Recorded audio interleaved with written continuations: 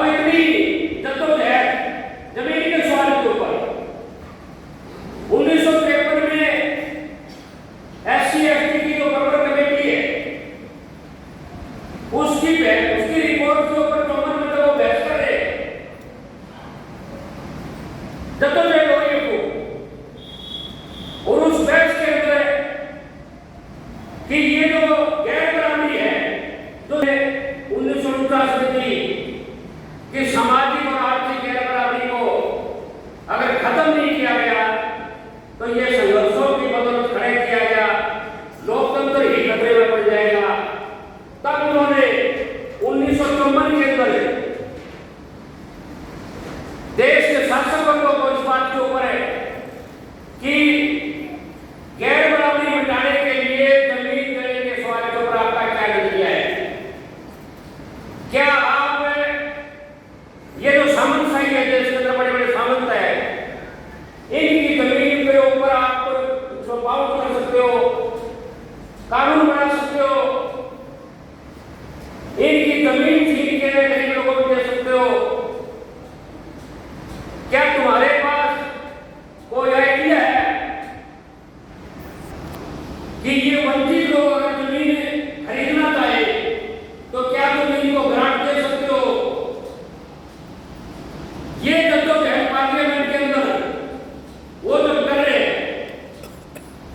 और उसी बहस के अंदर ये पीसी मैदान की जो कमेटी का गठन और 1960 का बंदी कानून, लेकिन उसके अंदर भी 3 लोग हैं जिसमें अम्बेडकर है, जिसमें फारूक अब्दुल्ला ये पार्टी के हैं और कम्युनिस्ट पार्टी के 3 लोग हैं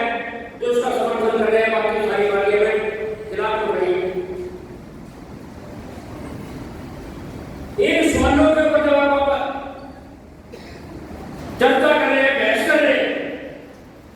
तब ये सवाल सामने आता है कि मौजूदा दौर में 76 साल की आजादी के बाद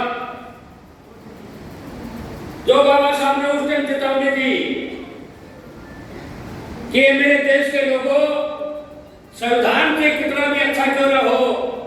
अगर इसको लागू करने वाले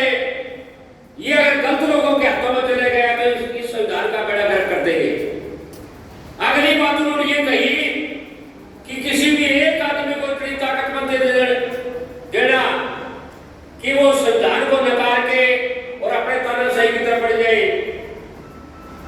और वो बात आज हमारे सामने है। इसलिए आज ये बार बार जो आ रही है बात सामने कि हम इतनी ताकत और जो संविधान को बदल देंगे, लेकिन मैं एक बात आपको इस बात के लिए भी मुबारकबाद देना चाहता हूं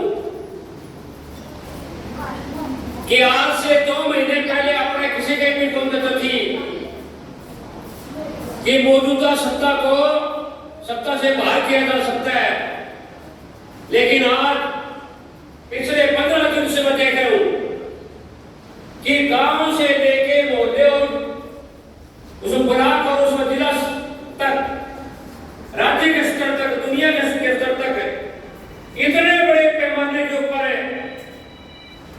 अम्बेडकर जयंतियां मनाई जाने वाली है। रात 1 बजे तक भी रात हम ढक्कल गांव में थे,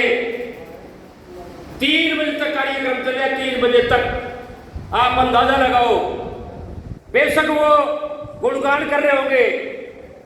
लेकिन ये जो चेतना लग रही है जिसमें महिलाएं भी, बुजुर्ग भी,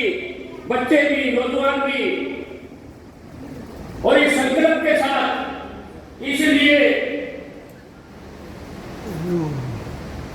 दलित अधिकार मंच, दलित शोषण मुक्ति मंच और राष्ट्रीय स्तर के ऊपर 100 से ज्यादा जो दलितों के संगठन है उनकी कोऑर्डिनेशन कमेटी ने हैदराबाद के अंदर राष्ट्रीय स्तर की कन्वेंशन करके ये संकल्प लिया